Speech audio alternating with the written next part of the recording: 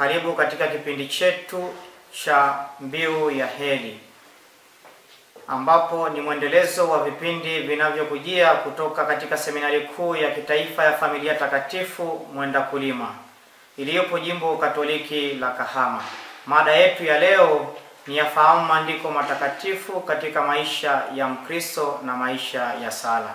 Ninayekuletea kipindi hiki ni mimi Frateli Canisius Martin Kalunde, ninayesoma masomo ya teolojia katika Seminari Kuu ya Kitaifa ya Familia Takatifu iliyo Jimbo Katoliki la Kahama. Karibuni tuanze kwa sala. Kwa jina la Baba na la Mwana na la Roho Mtakatifu. Amina. Tunakushukuru Mungu kwa zawadi ya muda huu. Tunakuomba umtume Roho wako Mtakatifu atuangaze katika kipindi hiki. Tuyaelewe mafundisho na tuyashike mpaka mwisho. Amina. Mpendwa msikilizaji wetu wa Radio Maria, karibu tuendelee kutafakari kwa pamoja juu ya mada yetu inayosema yafahamu maandiko matakatifu katika maisha ya Mkristo, mada ndogo ikiwa ni maisha ya sala. Mpendwa msikilizaji wetu, sala ni sehemu muhimu sana ya maisha ya Mkristo na ina maana kubwa katika maandiko matakatifu. Aidha, katika Agano la Kale na Agano Jipya, sala imeelezwa kwa namna tofauti tofauti. Hivyo, sala ni mawasiliano kati ya mtu na Mungu. Mawasiliano haya yanakuwa baina ya Mungu na Mwana. Tukisoma Injili ya Mathayo ile sura ya 6 aya ya 6, bali wewe usalipo, ingia katika chumba chako cha ndani, na ukiisha kufunga mlango wako, usali mbele za Baba yako aliye silini, na Baba yako aonaye silini atakujazi. Sala ni kuinua maombi na mambo mema kwa Mungu anayetoka katika vilindi vya moyo mnyenyekevu na watoba. Hivyo, unyenyekevu ndiyo msingi wa sala, alisema Mtakatifu Teresia wa Mtoto Yesu. Tunaposoma katika Injili ya Luka sura ya 18 aya ya 9, yeye ajidhirie atakweza. Itoshe tu kusema kwamba sala ni njia ya kuwasiliana na Mungu kwa lengo la kumshukuru, kumwabudu, kusema matatizo yetu na kuomba katika maisha ya Mkristo. Sala ni njia ya kuimarisha imani na kudumisha uhusiano wa karibu na Mungu. Tutambue kuwa sala zilikuwepo tangu Agano la Kale hata kabla ya Kristo. Sasa tutazame namna sala ilivyotumika katika Agano la Kale na katika Agano Jipya. Sala katika Agano la Kale.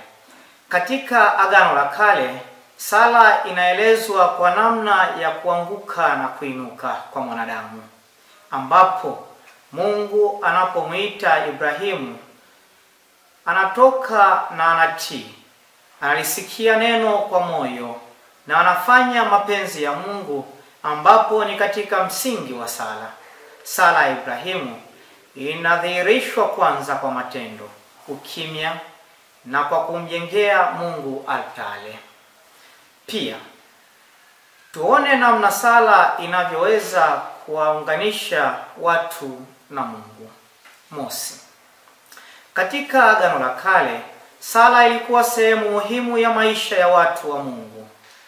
Watu walitumia sala kuomba na kutafuta msaada wa Mungu.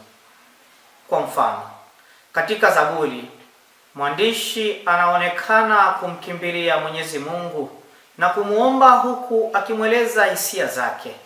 Zaburi ya 6 aya 9 inasema, Bwana anasikia sauti yangu katika kilio changu, ikionyesha jinsi Mungu anavyohusiana na maombi ya watu wake. Pili, katika Agano la Kale, sala itumika kama neno la shukrani kwa Mungu aliyewasaidia katika shida na anayewapatia ushindi dhidi ya maadui wao. Pia iliambatana na matoleo kwa Mungu, sifa na shukrani. Zaburi ya 66 aya 5. Njooni tazameni matendo ya Mungu, amefanya mambo ya kutisha kati ya wanadamu. 3. Katika Agano la Kale, sala ilitumika kama njia ya kumkimbilia Mwenyezi Mungu wakati wa shida. Zaburi ya 86 aya ya 1, ambayo ni sala ya Daudi. Utege sikio lako, e Bwana, usikilize, maana mimi ni mnyonge na masikini. Pia katika kitabu cha kwanza cha Samueli sura ya 1 aya ya 9, ile sala ya Hana akainuka na kwenda kuomba mbele ya Bwana, na wakati huo Eli kuhani alikuwa ameketi mlangoni pa hekalu la Bwana.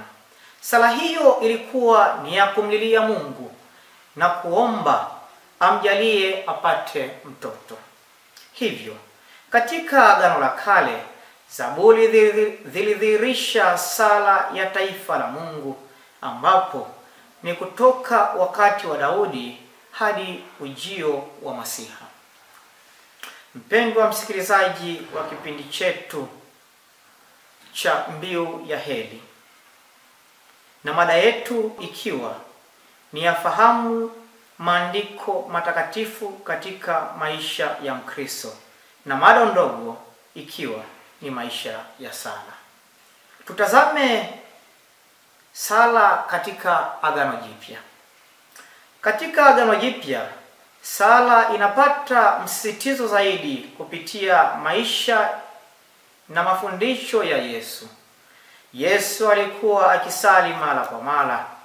Tunasoma katika Injili ya Marko sura ya 1 aya ya 35. Na aliwafundisha wanafunzi wake jinsi ya kusali, akitoa mfano wa sala ya Baba yetu. Pia tunapata katika Injili ya Mathayo sura ya 6 aya 9 hadi ya 13. Katika Agano Jipya tunaweza kutumia mifano mitatu ambayo itatutafakalisha zaidi namna tunavyopaswa kusali. Mosi, sala tunaweza ipata katika Injili ya Luka sura ya 11 aya 5 hadi ya 13. Rafiki msumbufu anaenda kuomba akopeshwe mikate mitatu apate kitu cha kuweka mbele ya mgeni wake. Tunaalikwa kusali bila kukoma, tubishe hadi tufunguliwe. Yesu anamwambia kuwa yule anayesali kwa namna hiyo, Baba wa mbinguni atampa chochote anachohitaji, na juu ya yote Roho Mtakatifu aliye na vipaji vyote. Pili, mjane msumbufu. Tunasoma katika Injili ya Luka sura ya 18 aya ya 1 hadi ya 8. Japokuwa simchi Mungu wala sijali watu, nitampatia huyu mjane haki yake, asije akanichosha kwa kunijia. Haya ni maneno ya kadhi dhalimu juu ya yule mama mjane ambaye alikuwa akimwendea akidai haki yake na jirani yake. Sala hii inaonyesha uvumilivu wa imani ambao utatufanya tusali daima bila kuacha, kama huyu mama mjane alivyomwendea mara kwa mara huyu kadhi dhalimu hadi akapewa haki yake. Je, Mwana wa Mtu atakaporudi ataikuta imani duniani? Tatu, Mfarisayo na mtoza ushuru wanapopanda kwenda kusali. Tunasoma katika Injili ya Luka sura ya 18 aya 9 hadi ya 14. Yesu anatufundisha sala ya unyenyekevu wa ndani ya moyo.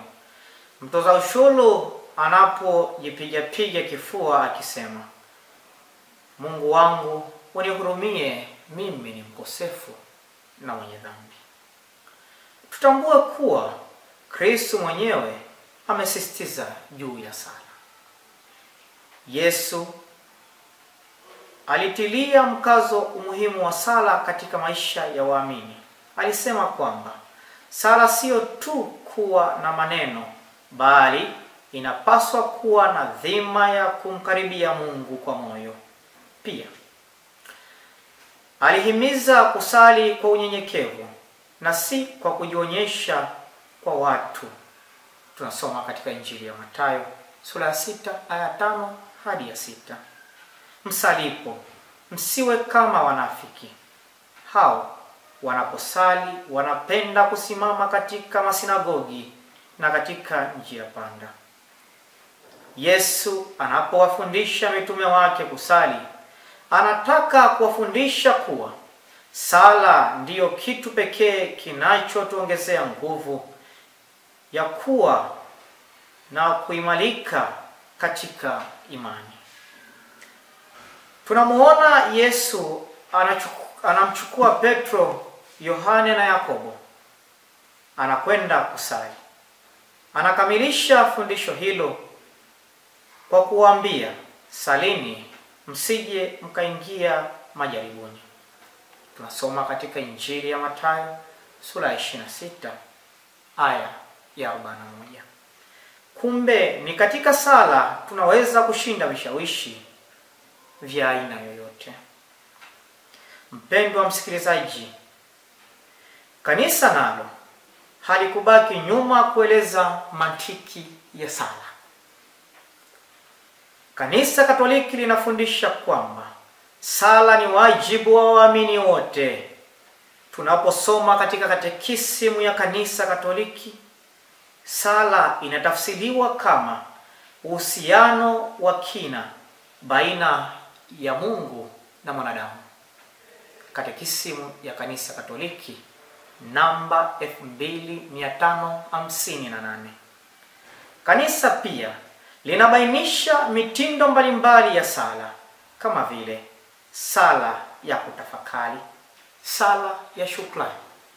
Aidha, kanisa linafundisha kwamba kuna nguvu ya kiroho katika sala ambayo inasaidia waamini kujua mapenzi ya Mungu katika maisha yao.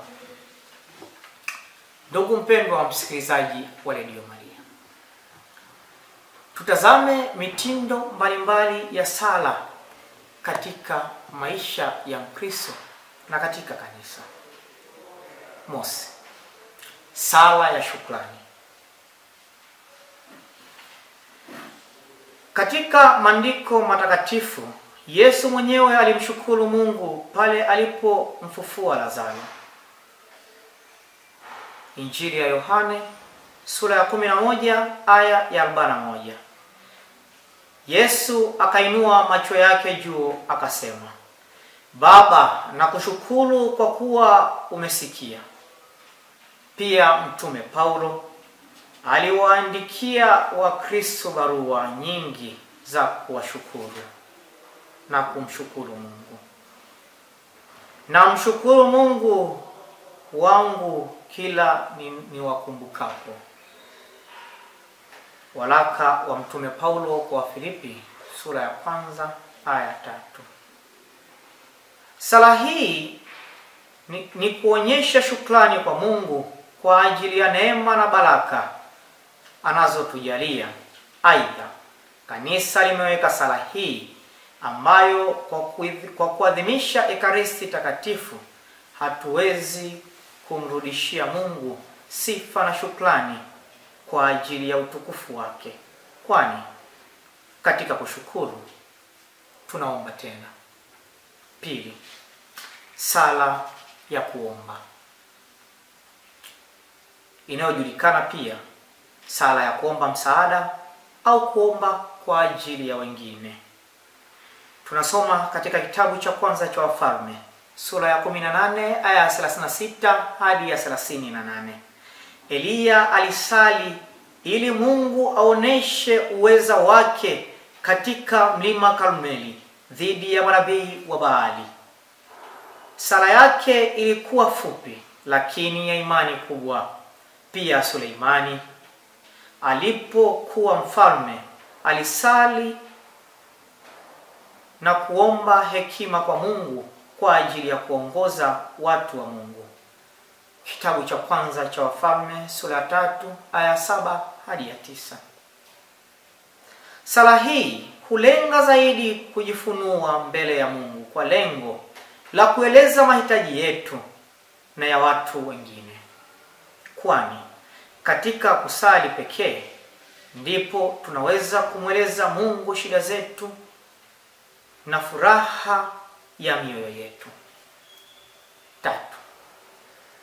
Sala ya ibada na kuabudu. Tunamuona Mfalme Daudi akisali zaburi nyingi za ibada na kuabudu. Nafsi yangu muhimidi Bwana, na vyote vilivyo ndani yangu vilihimidi jina lake takatifu. Nafsi yangu muhimidi Bwana, wala usizisahau fadhili zake zote. Zaburi ya 103 aya ya 1 hadi ya 2. Pia Mama Bikira Maria alisali sala ya kumwabudu Mungu inayojulikana kama wimbo wa Maria Magnificat. Tunasoma katika Injili ya Luka sura ya 1 aya 46 hadi 48. Roho yangu imemwadhimisha Bwana, na roho yangu inamfurahia Mungu Mwokozi wangu, kwa kuwa ameutazama unyonge wa mjakazi wake. Huku ni kutukuza ukuu wa Mungu aliyetuumba na kutupatia mkombozi anayetuondoa katika dhambi. Sala hii tunaweza iita sala ya kujitupa kifudifudi mbele za mfalme wa utukufu, kwani imejaa ukimya wa uchaji mbele ya Mungu ambaye ni mkuu kuliko sisi. 4. Sala ya tafakari. Tunamuona Musa anapanda mara kwa mara mlimani kusali kwa lengo la kumsikiliza na kumuomba Mungu. Na anapomaliza anashuka ili apate kuambia watu maneno ya Mungu na kuwaongoza. Tunaposali Zaburi ya 119 aya ya 15, tunasali kwa tafakari. Na tafakari mahusiano yako nami, nitaziangalia njia zako. Pia Zaburi ya 19 aya ya 14, maneno ya kinywa changu na mawazo ya moyo wangu yapate kibali mbele zako, Bwana, mwamba wangu na mwokozi wangu. Pia Ayubu katika mateso yake alisali na kutafakari juu ya maisha, haki ya Mungu na hali ya binadamu. Kitabu cha Ayubu sura ya 3 aya 11 na ile sura ya 17 aya ya 17. Ayubu anatafakari juu ya maisha na maumivu kwa kina sana. Sala zake nyingi ni tafakari juu ya mateso na hali ya mwanadamu mbele ya Mungu. Pia Kristo alikuwa na desturi ya kujitenga mahali pa utulivu, kuomba na kutafakari. Katika Injili ya Mathayo sura ya 14 aya 23. Yesu akaenda zake nyikani, mahali pasipokuwa na watu, akaomba. Sala hii inapata nguvu ya utetezi kupitia sala ya Musa, ambayo kwayo mtumishi wa Mungu ni mwaminifu kwa utume wake. Ndugu mpendwa msikilizaji, kama ndo unajiunga nasi, mada yetu ya leo, maandiko matakatifu katika maisha ya Mkristo na maisha ya sala. Tutazame vikwazo vya sala. Katika sala kuna vikwazo vinavyoweza kusababisha mtu asisali vizuri. Mosi, kukosa muda na mazingira mazuri. Katika bustani ya Gethsemane tunaona mitume wanalala badala ya kusali kwa sababu ya uchovu waliokuwa nao. Pia huzuni na usingizi vilifanya wakose muda wa kusali licha ya Yesu kuwa nao. Tunasoma katika Injili ya Luka sura ya 10:38 hadi ya 42. Akaenda kwao akawakuta wamelala, akawaambia Petro, "Je, hivi hamkuweza kukesha pamoja nami hata saa moja? Kesheni muombe." Pia tunamuona Marta akiwa na shughuli nyingi, akakosa nafasi ya kukaa kwa utulivu kama dada yake Mariamu. Katika Injili ya Luka sura ya 10:38 hadi 42. Marta, Marta, unahangaika na kufadhaika kwa sababu ya vitu vingi, ila kinatakiwa kitu kimoja tu. Mariamu amechagua fungu lililo bora. Watu wanapokuwa na ratiba za haraka wanaweza kukosa muda wa kusali, na kama wanaopata huwa sio muda mzuri kwao kwa kusali, kwani hukutwa wamechoka, wananyemelewa na usingizi na wanapiga miayo. Aidha, changamoto ya hali ya hewa, mfano joto, baridi kali na mazingira yenye kelele, yanaweza kuwa kikwazo kwa sala. 2. Mawazo ya ziada katika sala. Tunasoma katika Injili ya Mathayo sura ya 6 aya 5 hadi ya 6. Usiwe kama wanafiki, kwa maana wao hupenda kusimama na kuomba. Lakini wewe usalipo, ingia katika chumba chako, funga mlango, umuombe Baba yako aliye sirini, naye Baba yako anaye sirini atakujaza. Wakati mwingine mawazo yasiyo ya muhimu yanaweza kuingia wakati wa kusali. Mawazo hayo yanaweza kuwa ni kutoka ndani au nje ya mtu husika. Mfano, mawazo yanayoweza kusababishwa na vitu vya nje ni kama mapambano, mijongeo ya watu au vitu, au mwanga mkali. Mfano, mtu mmoja alikuwa anasali, ghafla akazitazama ng'ombe mbele yake, akaacha kusali na kuanza kuifananisha hiyo ng'ombe aliyokuwa akiitazama na ya nyumbani kwake. Katika Injili ya Mathayo tunaona Yesu anasisitiza umakini na faragha katika sala, tofauti na watu waliokuwa na nia ya kuonekana, hali ambayo hujawa na mawazo ya nje, si ya kimungu. 3. Sijui nini cha kusema mbele ya Mungu. Katika kitabu cha Isaya sura ya 6 aya 5. Ole wangu, kwa maana nimepotoka, kwa kuwa mimi ni mtu mwenye midomo michafu, nami nakaa kati ya watu wenye midomo michafu. Maana macho yangu yamemuona Mfalme, Bwana wa majeshi. Wengi wanaweza kuhisi kutokuwa na maneno ya kusema wakati wa sala. Nabii Isaya alipomuona Mungu katika maono, alihisi kutostahili na kukosa cha kusema. Pia katika kitabu cha Ufunuo, Yohane alipomuona Yesu katika utukufu wake, alipokuwa kusema, alishindwa kuzungumza kabisa, akazimika kwa woga. Kitabu cha Ufunuo sura ya 1 aya ya 17.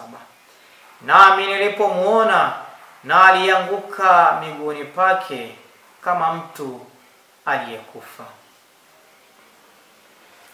Baada ya kutazama vikwazo vya sala, mpendwa msikilizaji, sasa tutazame ni namna gani inatupaswa kusali. Ndugu mpendwa msikilizaji, yatupaswa kusali hivi: kusali kwa unyenyekevu. Tunasoma katika Injili ya Luka sura ya 18 aya 10 hadi ya 14. Watu wawili walipanda kwenda hekaluni kusali, mmoja mfarisayo, mwingine mtoza ushuru.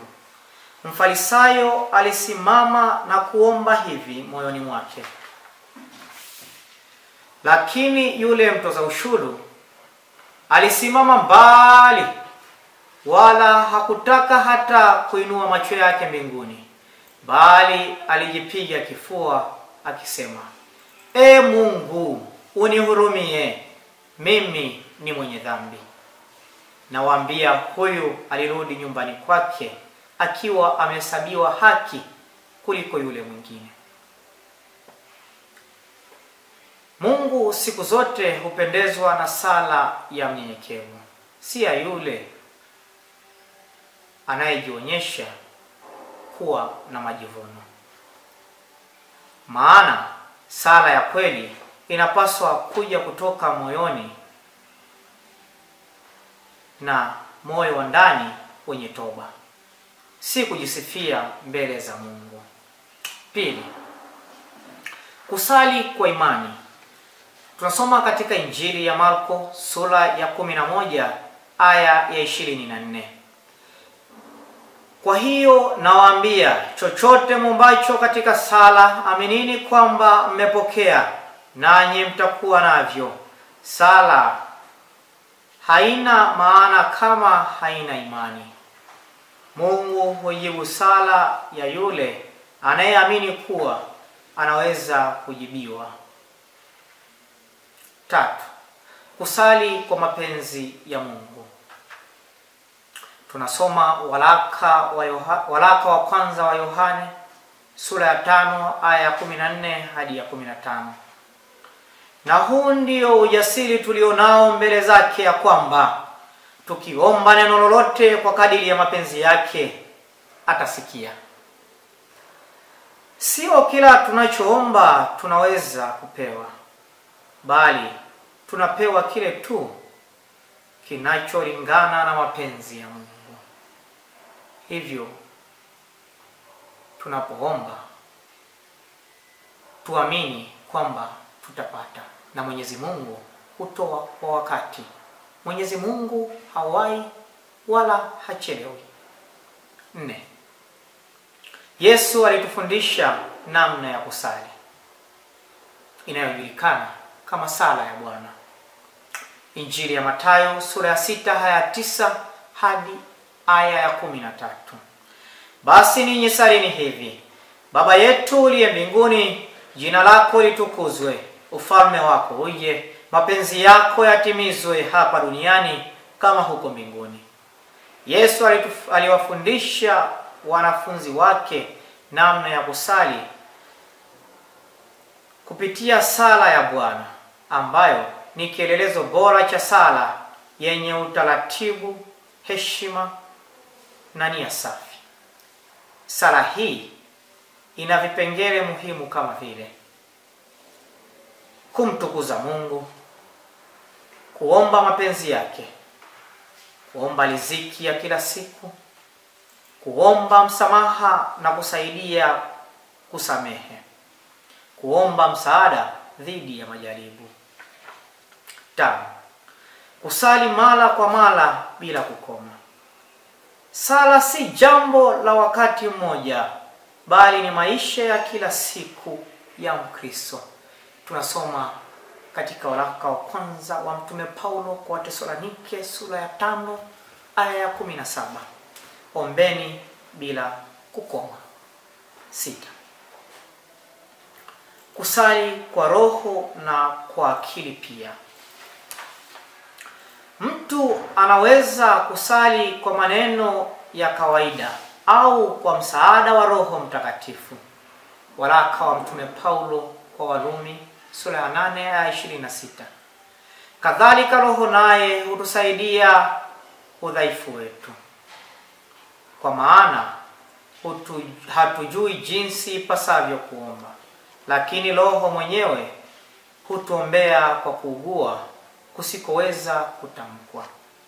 Kwa hiyo tunapaswa kusali kwa unyenyekevu, imani, kwa mapenzi ya Mungu, kwa kufuata mfano wa sala ya Bwana mara kwa mara bila kuchoka, na kwa msaada wa Roho Mtakatifu.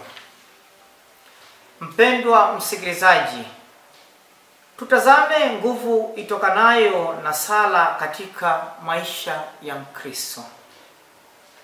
Sala ina nguvu kubwa katika maisha ya Mkristo.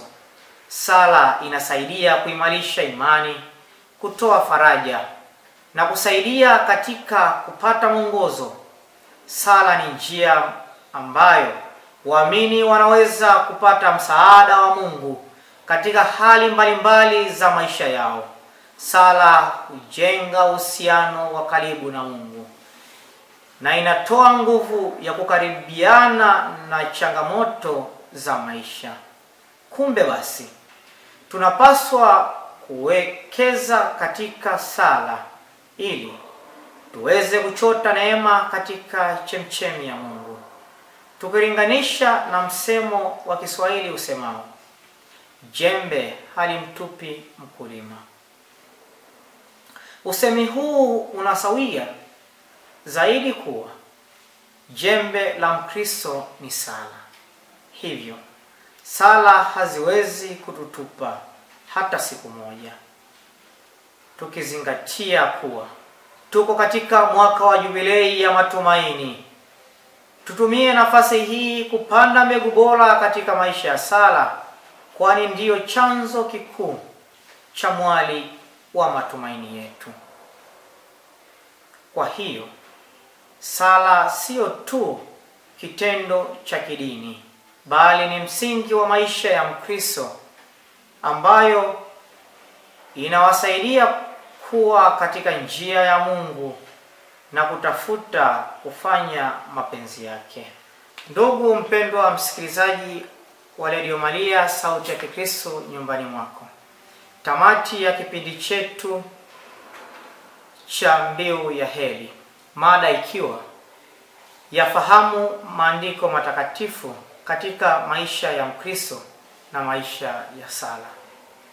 Karibu kwa mwendelezo kwa kipindi kijacho kitakachoangazia kuhusu dhana na dhamira katika maandiko matakatifu, kitakacholetwa na Frate Baraka Munishi Charles kutoka Jimbo Kuu Katoliki Arusha.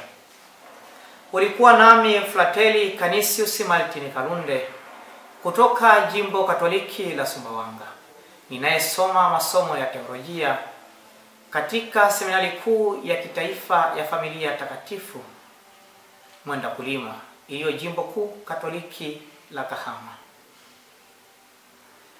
Karibuni tufunge kwa sala. Kwa jina la Baba na la Mwana na la Roho Mtakatifu.